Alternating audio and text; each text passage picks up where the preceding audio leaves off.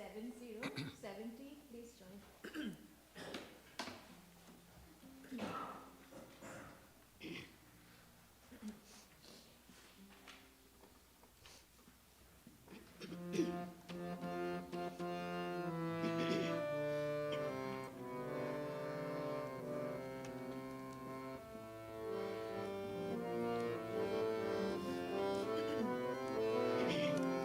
স্বদেশ বিদেশ উজ্জ্বলে উঠেছে তোমার নবীন তন্ত্র, আকাশ বাতাস দুনিয়া তুলেছে তোমার মোহন মন্ত্র।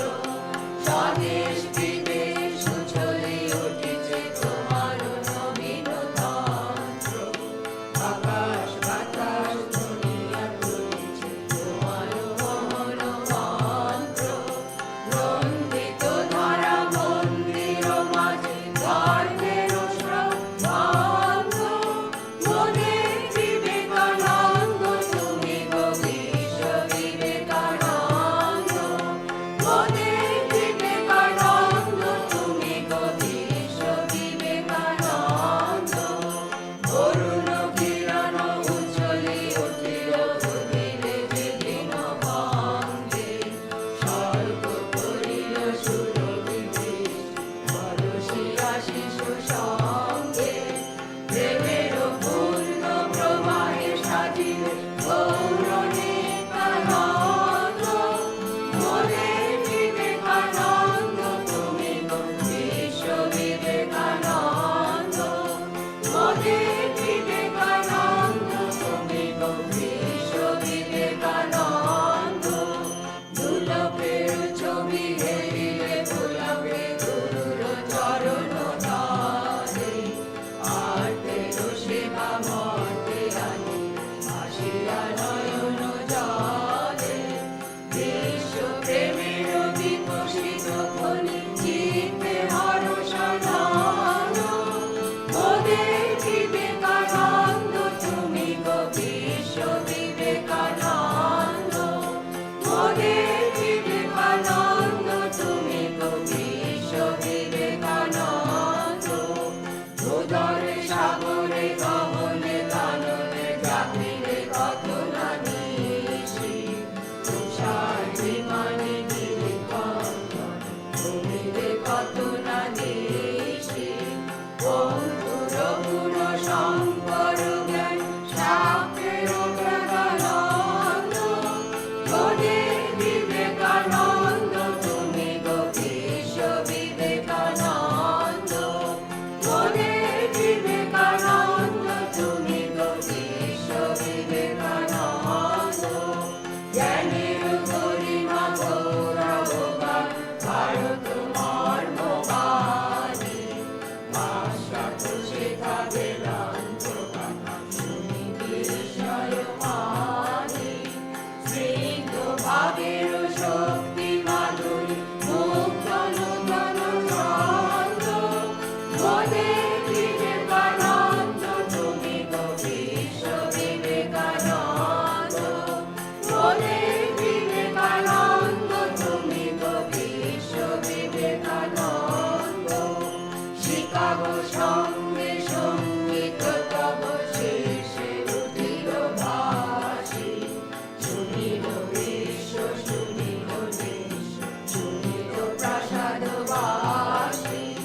শ্রীজিরে শ্রীমঠ কুঞ্জ কুটির তীর্থ মুখরানন্দ, মোদের বিবেকানন্দ তুমি গো বিশ্ব বিবেকানন্দ, মোদের বিবেকানন্দ তুমি গো বিশ্ব বিবেকানন্দ, মোদের বিবেকানন্দ তুমি গো বিশ্ব Vivekananda.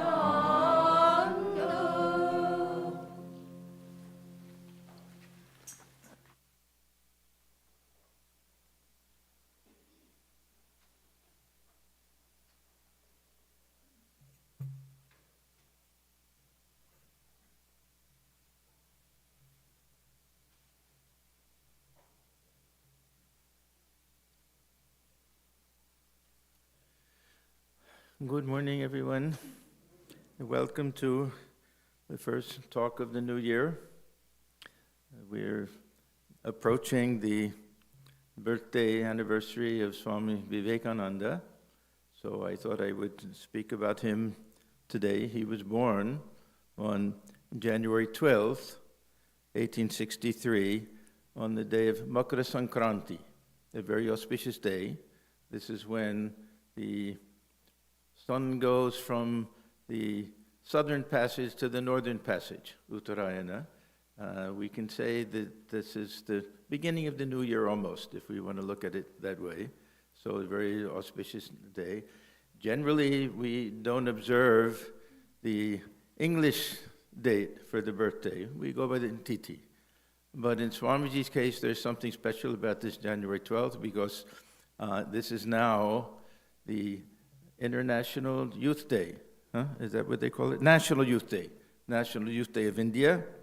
This was proclaimed by the Indian government in 1984 in honor of Swamiji's birthday, of course, and because of the great emphasis that Swamiji put on education and on young people, and how much faith he had, especially in India, how much faith he had in the young people to change the course of history. And he had so many beautiful views about education itself and dedication and sacrifice and everything that are very, very appropriate, that this is now a very special day with big processions and everything throughout India. So this has been going on ever since 1985. And really, what Swamiji did was nothing short of tremendous. The change that he brought about in the way of thinking, in the attitude towards public service, and the ideas about education is something really revolutionary. Swamiji was revolutionary in many, many ways. Even in his writings, that he developed a whole new kind of style of colloquial writing that wasn't used before his time. So Swamiji really, the effect that he had on India and on the world in general and bringing it onto the West and everything is something really tremendous. So this dedication that we find to a higher cause, this willingness to sacrifice one's life for the betterment of others, all of these were things that were very, very dear to Swamiji. And he thought that it was the young people who had not yet become jaded by failures in life and still had that enthusiasm and felt that they could do anything, that optimism, that he felt that these were the ones who would eventually change the world. And we, of course, all feel that the future is always in the young generation, that they're the ones who will learn from our mistakes, and they're the ones who will do better than we did. So we see from a very early period, when Swamiji came back from the West, how it was mostly these university boys and other young men, we'll get to the women later, but who flocked to him when he would come on that grand tour that he had, that lecture tour that he had when he came back from Colombo to Almora, how it did all the different stops, how they would unhitch the carriage and pull him, to remove the horses and pull him. This mostly these young college boys, and how they were attracted to his personality and to this ideal of self-sacrifice. This is, I think, the most important thing. There was always this ideal of God realization in India, but this ideal to sacrifice oneself for even forgetting God realization, to sacrifice oneself for the welfare of the country and for other people. This was a tremendous new ideal that Swamiji gave to society. So many of them, they would wait at the stations to see him. Many came to meet him later. Many came to join the order. And even those who didn't join were very much inspired by his message. I'll tell you an interesting personal story. when I had my first trip to India, I ended up staying with a Bengali family in Kolkata. And the father of the family was quite elderly at that time. I have no idea, probably in his 80s, something like that. I was just in my early 20s. And he used to talk to me at night about Swamiji, about the Parliament of Religions and everything. And then he told me that when he was a young man, maybe a boy, maybe still in high school, inspired by what Swamiji had said. In one of his lectures, Swamiji simply said, do something for these people. You see poor people on the street, do something. So they did it. He and his friends, they went door to door and collected some money and would buy some simple medicines and other things and go and serve the poor people just living on the street. One simple example of how a few words from Swamiji inspired. There were thousands like that. Later, of course, we have our sevashrams and everything, but just one simple little example of just an ordinary person who heard Swamiji's words. There was such power behind Swamiji's words to inspire him to do something like that. Many of the freedom fighters, of course, were inspired by Swamiji as well, because his message was one of freedom. It wasn't so much a political message, although he longed to see India free from the British Raj and everything, but this was so strong that the British government really felt that Swamiji was a revolutionary. Somebody once said to Holy Mother, if only Swamiji had lived longer, what would have happened? She said, no, my child, the British would have captured him and put him in jail. So they blamed him. Many of our centers, the Belur Math itself, the police would come, maybe hidden and everything, and just observe to see if there was revolutionary activity going on. There were many stories about Jardambati also, the young men who came to her and came to others, and later gave up this revolutionary idea and became monks. A very nice story about Swami Nikhilanandaji, that he happened to meet, I think it was Swami Brahmanandi and Swami Premanandaji. I think of the two of them. And he was explaining to them, they were saying, we don't want to get involved in politics itself. And he said that you haven't understood Swamiji. And now imagine the young boy, they're probably close to 20, something like that, a late teenager, telling them that they hadn't. So the Swami Premananda, he said, look at this boy. He has the intelligence of a horse to say something like that. And he said, you get down on your hands and feet, get down on your knees. I'll ride you like a horse. And he got on the back of him. And he wrote, and later Swami Nikhilananda said, after that my whole mind changed. And he even spent 2 years as a political prisoner in jail. And of course later joined. So this message of Swamiji, it permeated everything. And really we can say it was the beginning of the freedom movement also. So Swamiji spoke very often about the work that the young people had to do and his views on education. We know that he didn't care much for this modern day memorization, just stuffing your head with a lot of facts. He wanted a character building education. He wanted people to learn how to think.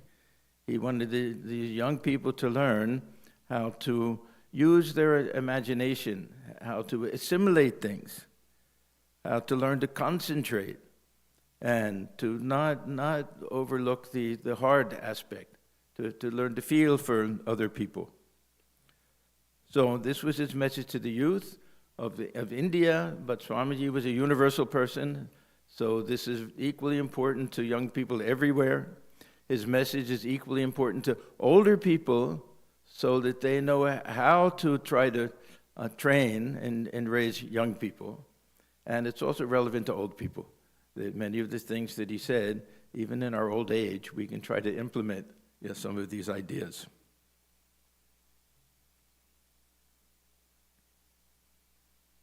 So what was Swamiji's special message to the youth of India?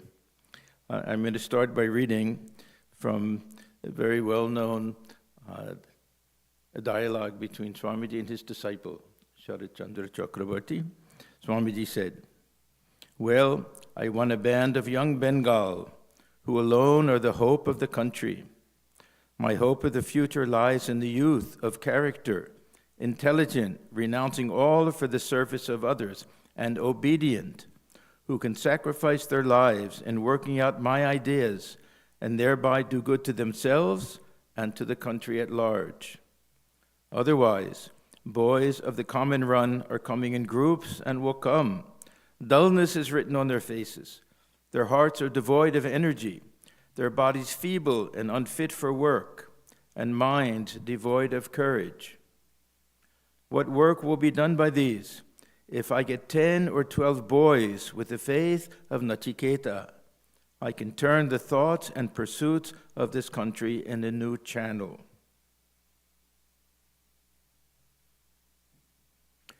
Then when Swamiji finally, when he came back from the West, of course he started in the South, Colombo, and went to Rameshwar and anything, but finally, when he was given his great welcome of address in Calcutta after his return, he gave another famous reply. He was very fond, of course, of quoting from the Kathopanishad, Uttishtata Jagrata Prapyavran Nibodhata. Arise, awake, and stop. Stop not till the goal is reached. Young men of Calcutta, again, everything is young men of Calcutta, because they're the ones who were present.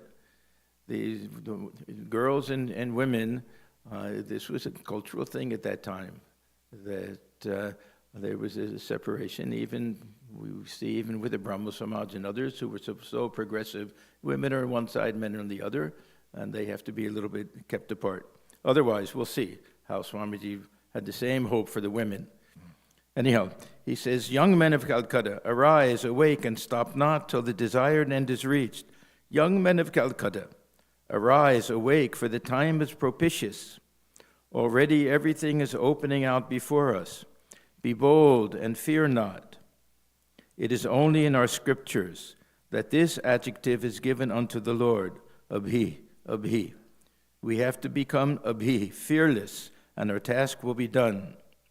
Arise, awake, for your country needs this tremendous sacrifice. It is the young men that will do it. The young, the energetic, the strong, the well-built, the intellectual. For them is the task. And we have hundreds and thousands of them in Calcutta. If, as you say, I've done something, remember that I was a good-for-nothing boy playing in the streets of Calcutta. If I have done so much, how much more will you do? Arise and awake, the world is calling you. So we see two things. One, there's an emphasis on renunciation. And as I said, everything is addressed to boys and to men. So did Swamiji not care about the girls and the women of India? And so much emphasis on renunciation. So these two things we see. One thing is that Swamiji not only cared about the women of India, he actually had a greater desire to see them uplifted.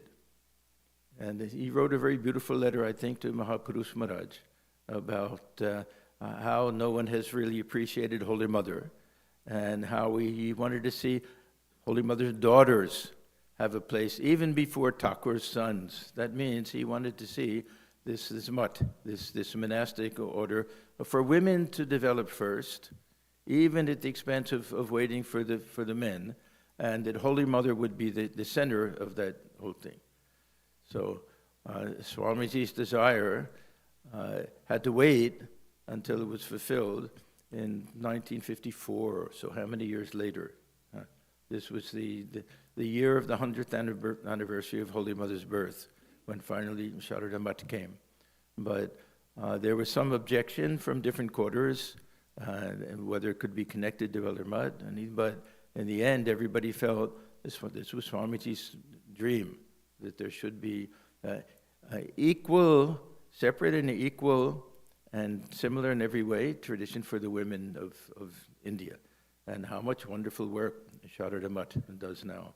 Education, of course, mostly education, but school, hospitals also, and things like that.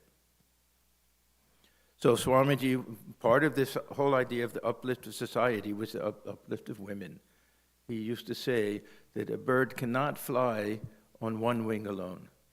So the women have to be lifted up. He said that any society that doesn't show equal respect to women will never grow.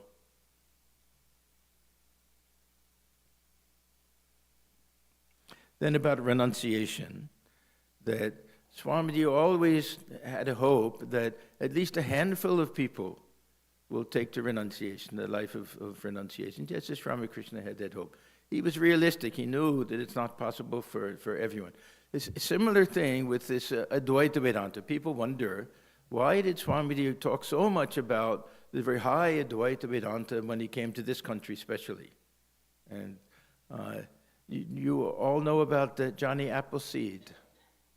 Does anybody, know the story of Johnny Appleseed? That he's supposed to be the one responsible for all of the apple trees in this country, that he would take apple seeds wherever he was, he would throw them everywhere, knowing that only very few would take root, and that most of them would be wasted. But unless he did it that way, we wouldn't have any at all. So this is a kind of the method that's done. Even we read in the Gospels with Christ that he said some of the seeds, they'll land on rock, some of them will land on hard stone, and others, but the ones that will land in the proper soil, these are the ones that will grow. So Swamiji knew not everyone will be able to follow these high teachings, but he wanted to spread these, he used to say, spread them broadcast, so that those who had the ears to hear, they would be the ones that could accept it. And he knew that it would just take a very small number to make a great change. Really, if you look at the number of monks that we have in the Ramakrishna order, compared to the number of people in India, even compared to the number of sannyasins from other traditions, it's tiny. And yet how much work is done all through this Swamiji's inspiration. And now so many other tradition orders, and now they are also following with their own hospitals and schools and everything. So not just the work that we do, but many of the others, all inspired by Swamiji.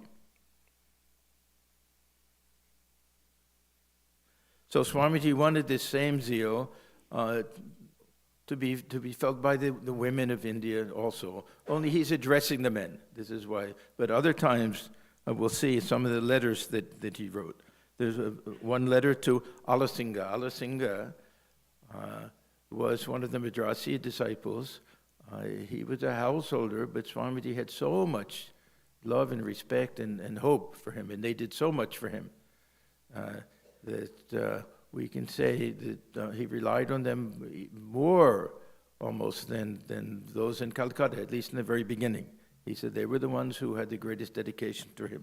Anyhow, he wrote in a letter to this Alasinga, 100,000 men and women, here he says, fired with the zeal of holiness, fortified with eternal faith in the Lord, and nerved to lion's courage by their sympathy for the poor and the fallen and the downtrodden, will go over the length and breadth of the land, preaching the gospel of salvation, the gospel of help, the gospel of social raising up, the gospel of equality.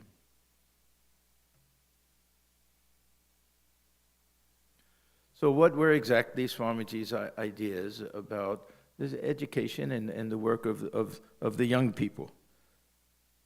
So he liked this idea that young people are generally optimistic and enthusiastic, and they haven't been beaten down by society. In India at that time, to be at all successful for most people meant that you really had to just kowtow to the British in this whole system that they had of this bureaucratic type of system. It was a very difficult type of thing.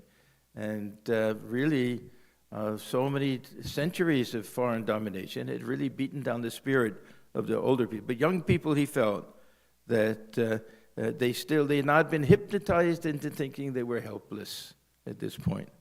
They weren't slaves to old ways of thinking, the orthodoxy. This was another thing that Swamiji felt that really held India down to a large extent.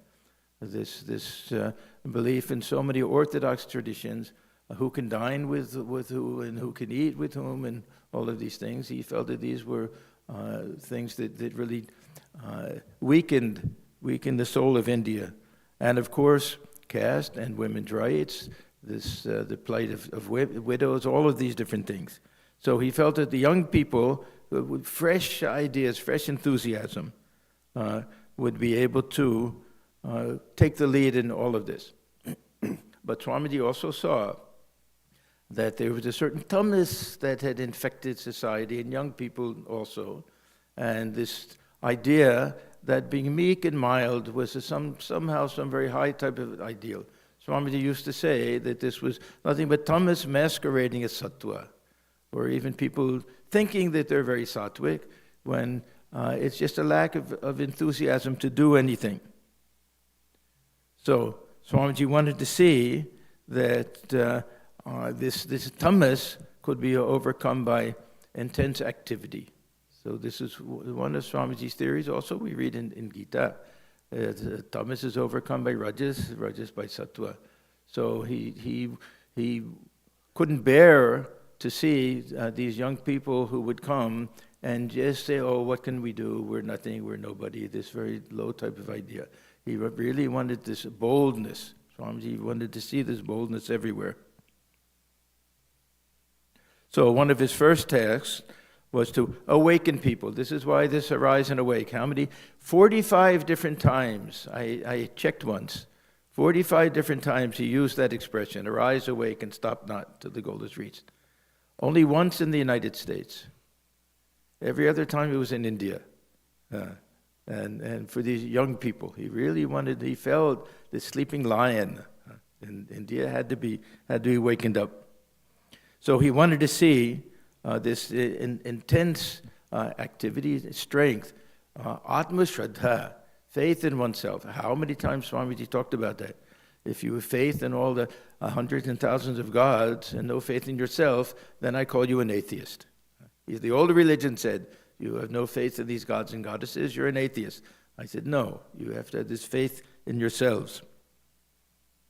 So we find him giving sometimes it sounds like odd type of advice. Here he says, first of all, young men become strong. See, most of these meetings, very, very often, it was these young college-educated boys who came. Young men become strong. Religion will come afterwards. Be strong, my young friends. That is my advice to you. You will be nearer to heaven through football than through the study of the Gita. These are bold words, but I have to say them, for I love you. I know where the shoe pinches. I've gained a little experience. You will understand the Gita better with your biceps, your muscles a little stronger. You will understand the mighty genius and the mighty strength of Krishna better with a little strong blood in you. You will understand the Upanishads better and the glory of the Atman when your body stands firm upon your feet and you feel yourselves as men.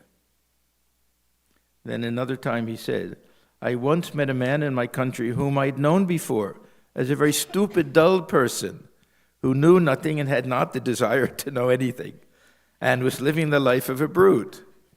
He asked me what he should do to know God, how he was to get free. Can you tell a lie? I asked him. No, he replied. Then you must learn to do so.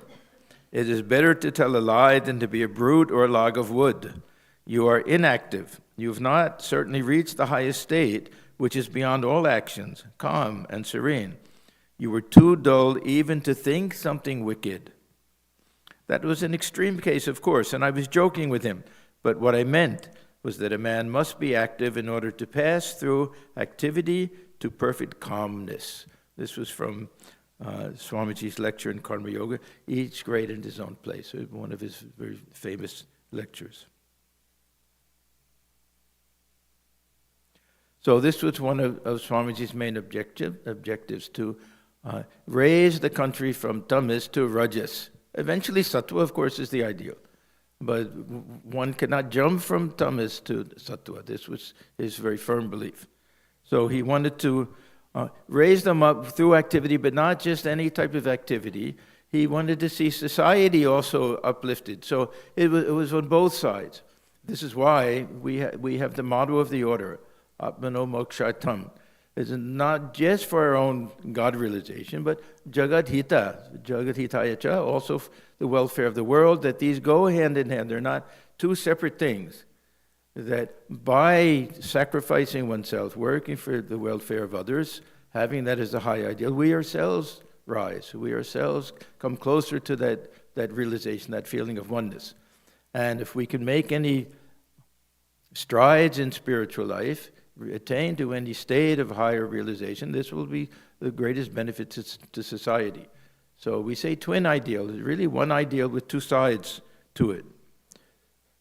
So Swamiji wanted to see, and not just for the monks, he wanted to see this ideal of unselfish work for others, to work as a type of worship, the service of others as a type of worship that would be good for the individual and good for society both. That this is a way to raise society, and all of the individuals will benefit tremendously. So one of the teachings of Swamiji, in order to give this enthusiasm, was this belief in fearlessness. This was a great theme in Swamiji's life, that we have to be fearless. He used to say that this is the one thing that you'll find in the Upanishads, this word, to be fearless, that he loved this idea. We have a very nice book, this Thoughts of Power, a very small book, full of these ideas, the strength-giving ideas, all from Swamiji. So he wanted this strength, this fearlessness, this unbounded energy. And he wanted it to be based on this high Upanishadic Vedantic ideal of the real nature of the self. Where does strength come from? From within. It comes from the feeling that I was never born, I'll never die, I'm one with that infinite absolute, nothing can touch me, you can cut this body in half, I won't be touched, I am the self. This is a real source of strength for Swamiji. He gave a lecture in London entitled The Real Nature of Man. He said, men are taught from their very childhood that they are weak and sinners. Teach them that they are all glorious children of immortality, even those who are weakest in manifestation. Let positive, strong, helpful thought enter into their brains from very childhood. Lay yourself open to these thoughts and not to weakening and paralyzing ones. Say to your own mind, I am he, I am he. Let it ring day and night in your mind like a song, and at the point of death declare, I am he. That is truth. The infinite strength of the world is yours. In another lecture, this was given in Lahore in 1897, after coming back from its first trip. This was simply called the Vedanta. Take off the veil of hypnotism which you have cast upon the world. Send not out thoughts and words of weakness unto humanity. Know that all sins and all evils can be summed up by that one word, weakness. It is weakness that is the motive power in all evil doing. It is weakness that makes men injure others. It is weakness that makes them manifest what they are not in reality. Let them know what they really are. Let them repeat day and night what they are. Let them suck it in with their mother's milk, this idea of strength. I am he, I am he.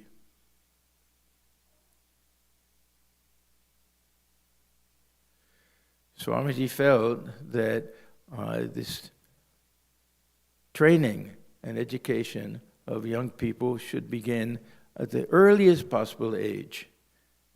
Even before the physical birth.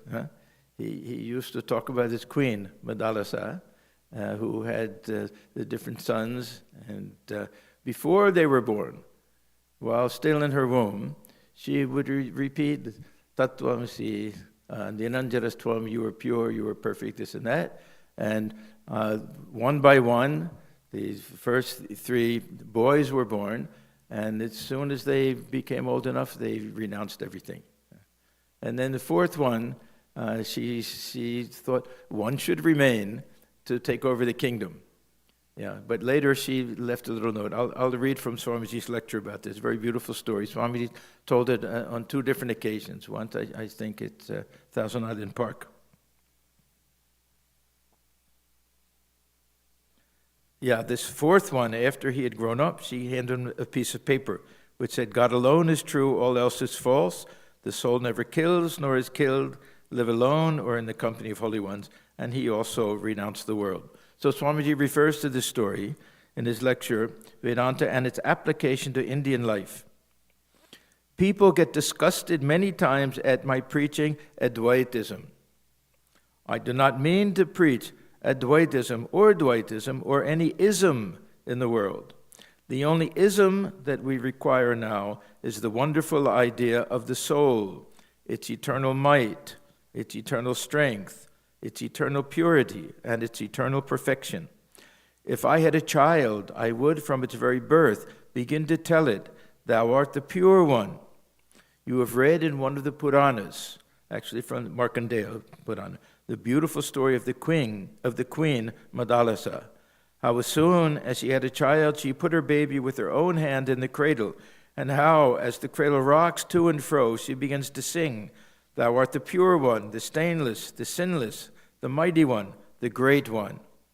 Aye, there is much in that. Feel that you are great, and you become great.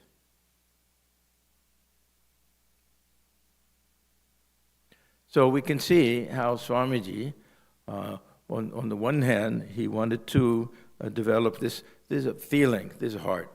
He wanted people to feel for others. He wanted them to manifest this spirit of self-sacrifice and this desire to serve others. And at the same time, he wanted them to develop this tremendous insight and depth of thought to realize the true nature of the self, to realize everyone's immortal, undying nature, and oneness with everybody else. See, the service of others always went back to that idea that we share this common divinity. We share common humanity also, but this common divinity. And serving others is the highest type of worship. But there was a third side to this triangle, we can say. So there's one is this feeling, and the other is this deeper type of understanding. We can say the third is the method of work, how one should work. And this idea of learning to work with concentration, learning to work with foresight, learning to work by looking at all the ramifications of what we do, paying attention to who will be affected by what we do and what we say, to really not act just without thinking, to learn to think before we act. Very simple type of thing, but to perform work skillfully. So this was a great theme that we see in Swamiji's life, we see in all of the direct disciples, we see in the life of Sri Ramakrishna.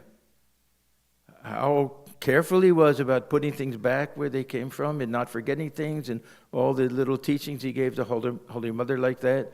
We think all the time he's forgetful of the world. But when the mind was on that lower level, he was very cautious and careful and could do things very skillfully. He was a tremendous sculptor and artistic and everything. If you look at his calligraphy when he was a boy, that is such beautiful handwriting that he had. There's some copy of portions of Mahabharata and everything, or Ramayana or something. So we find this tradition in our order, starting by Swamiji, this paying attention to detail. And all of the direct disciples, of course, they had a deeper vision. Say Swami Shivananda, Mahapurush Maharaj. These young boys every day would have to sweep the path, and if there's a little pebble or thorn, anything there, he would get very angry. He would say, no, you do this all very carefully. He said, don't you know Thakur walks here? Now, for him, it was a direct vision. For us, we can say we want to do everything as if Thakur himself came, would we want to see little pebbles on the path? No. So to keep this idea in mind, and then cutting vegetables, we have a long tradition in the order of young monks getting scolded for not cutting vegetables nicely. If they take too much of the flesh off with the skin or something, or they're not paying attention, they'll get a big scolding. The Swami Ramananda, he used to say, I can tell what type of meditation they had by the way that they cut these vegetables. So we have so many stories, Swami Premananda scolding people. The one I like best is Swami Shankaranandaji, that he, of course, was one of the presidents of the order, that he went to watch, because one of the jobs for the young monks, brahmacharis, to see how they were cutting the vegetables. So they're peeling potatoes. Now, they didn't have these nice peelers and things, a little knife that you use, and he noticed that they were taking a good deal of the flesh of the potato along with the skin of the potato. So he didn't say anything. He said, you bring all of the cuttings to my room. So they brought him to his room, and he himself, with his own knife, re-skinned them. And the potato that was left, he had a little potato curry made out of it, and he said, now take it to Thakur and offer it in the shrine. And he didn't say anything. He wasn't one to say too much. He was very, didn't talk very much, but they all got the message that you don't waste anything. This is all, everything belongs to Thakur, everything is for him. Do everything very carefully. So this was the Swami Shankaranandaji. Another nice story that I know from Swami Swahanandaji, because Swami Swahanandaji was serving in one of our educational institutions at Belur Math when Swami Shankaranandaji was president. So Swami Swahanandaji, he used to visit every once in a while. He would go to see Swami Shankaranandaji, but everyone was a little scared of him. He was very grave. So he stopped coming for a while, and then somebody said, oh, you don't go anymore. So he said, let me go and ask him something. So he went, and he said that, and now these boys are ready to graduate. The Vidya Mandir boys, they're ready to graduate. What do we hope that they've learned that they're here? What message do we want them to take?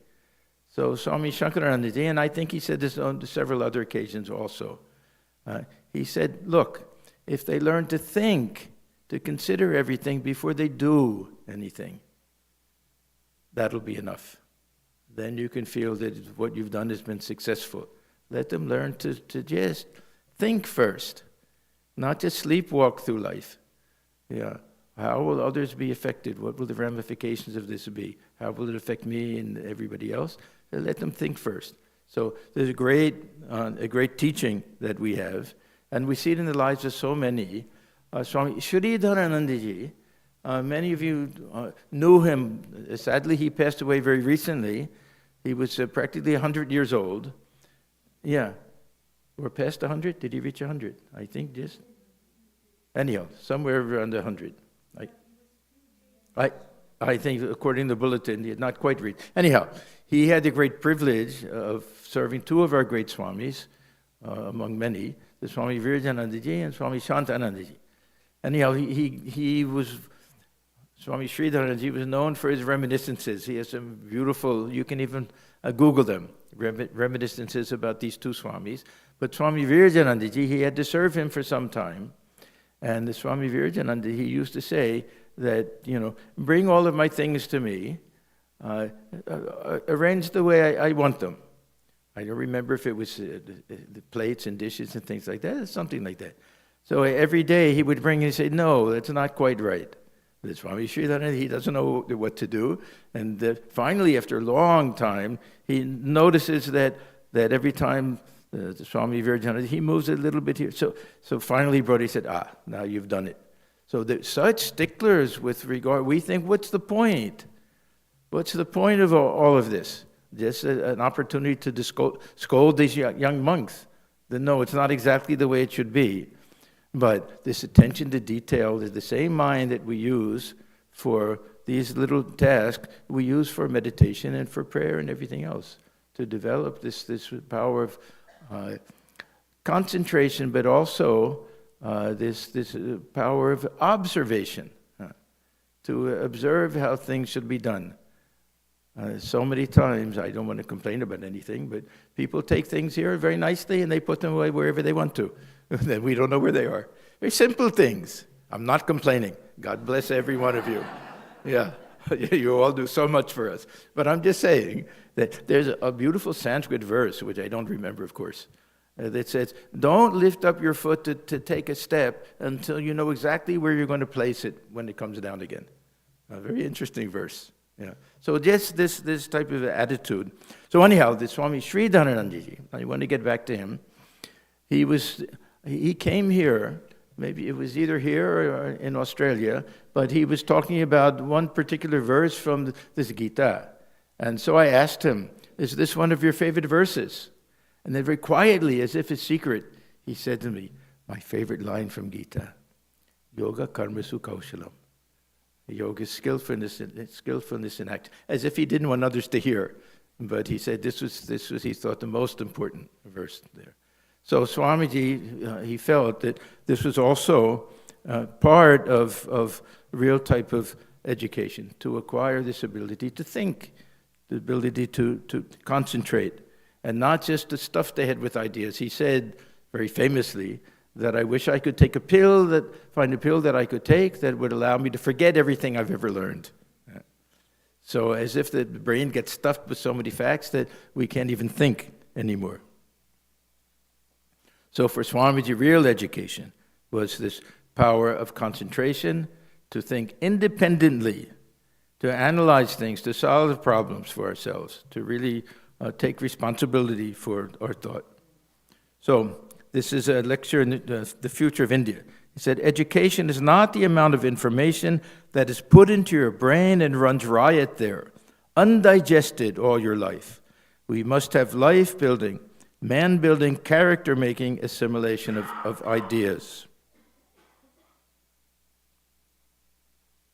So we can see that all of these beautiful teachings meant for the young people are how relevant they are for us also. We shouldn't think that, now some of us are a little bit older, that we've reached the point where we can't learn anymore. Yeah, Thakur used to say, as long as I live, so long do I learn. So what can we all learn from all of this? That we have to assimilate these ideas, put them into our own lives. We have to still have that type of enthusiasm. See, this idea of age, many of us, we say this all the time, age is just a number, but really it's true. What is the age other than this physical body? The mind can remain young. We can have that enthusiasm, and we can have that unselfish desire to help other people. This is something that is not just for young people, to feel the presence of God dwelling within others, to work with skill, with patience, with love, with devotion, to do our work as worship. This is what Swamiji meant by the secret of work, to convert everything into a type of worship. And those of us who are older, we've had the advantage of seeing that not everything that we do will work out. We've learned the lesson of patience. We've learned the lesson of failure. We've learned the lesson that we have to remain even-keeled when things don't go the way that we want them to. This little forbearance, all of these things come to us with age also.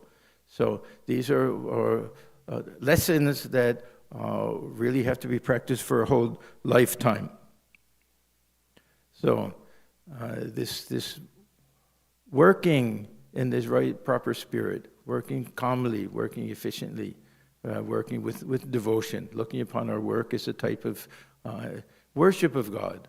All of these things were the teachings for the young people, but teachings for all of us. So this on this special occasion coming up to the birthday of Swamiji, we'll have our puja next Sunday.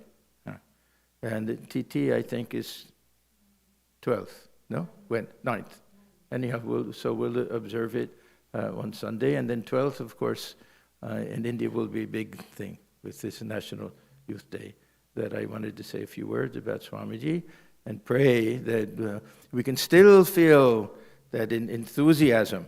We can still feel inspired by Swamiji, as all of these young people were when Swamiji spoke to them directly.